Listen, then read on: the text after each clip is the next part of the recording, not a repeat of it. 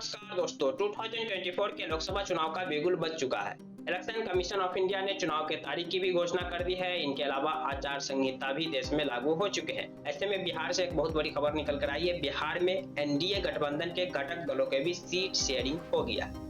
बिहार में एनडीए गठबंधन में सबसे बड़ी जो पार्टी है, मतलब कि सबसे ज्यादा सीटों पर चुनाव बीजेपी लड़ेगी। बीजेपी 17 सीटों पर चुनाव लड़ेगी। बिहार में कुल 40 सीट है। दूसरे नंबर पर जेडीयू 16 सीट पर चुनाव लड़ेगी। एलजेपी जो चिराग पासवान की पार्टी है वो 5 सीटों पर चुनाव लड़ेगी। राष्ट्रीय लोक मोर्चा 1 सीट पर चुनाव लड़ेगी और हिंदुस्तानी आवाम मोर्चा जीतन राम मांझी की जो पार्टी है वो 1 सीट पर चुनाव लड़ेगी। यानी कि कुल बिहार में जो 40 सीट है, इन 40 सीटों का बंटवारा हो गया है। वहीं किसके खाते में कौन सीट गया है, तो बीजेपी की बात करें तो बीजेपी के खाते में पश्चिमी चंपारण, पूर्वी चंपारण, औरंगाबाद, मधुबनी, अररिया, दरभंगा, मुजफ्फरपुर, महाराजागंज, सारण, उजियारपुर, बेगूसराय, नवादा, पटना साहिब, पाटलिपुत्रा, आरा, बक्सर और सासाराम। वहीं जेडीयू को जो 16 सीटें मिली है तो जेडीयू के खाते में वाल्मीकि नगर, सीतामढ़ी, झंझारपुर, सुपौल, किशनगंज, कटिहार, पूर्णिया, मधेपुरा, गोपालगंज, सिवान, भागलपुर, बांका, मुंगेर, नालंदा, जहानाबाद और शिवहर शामिल है।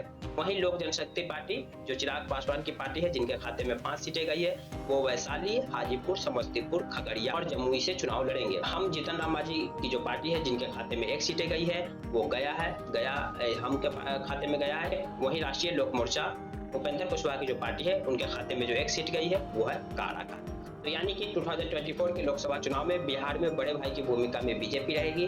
बीजेपी 17 सीट पर लड़ेगी, जेडीयू 16 सीट पर लड़ेगी, चिराग पासवान की एलजेपी 5 सीट पर लड़ेगी और हम 1 सीट पर लड़ेगी।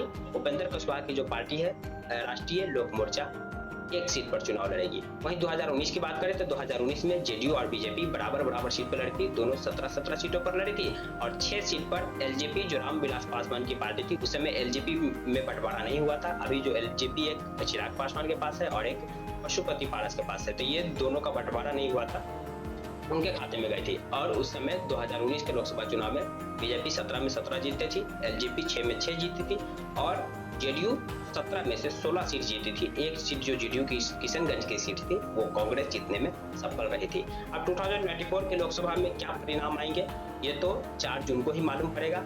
बाकी जानकारी आपको पसंद आई तो प्लीज वीडियो को लाइक कर दीजिए, चैनल को सब्सक्राइब कर दीजिए। अगर आप हमें फेसबुक पेज पर देख रहे हैं तो फेसबुक पेज को फॉलो करना न भूलें। Thank you for watching.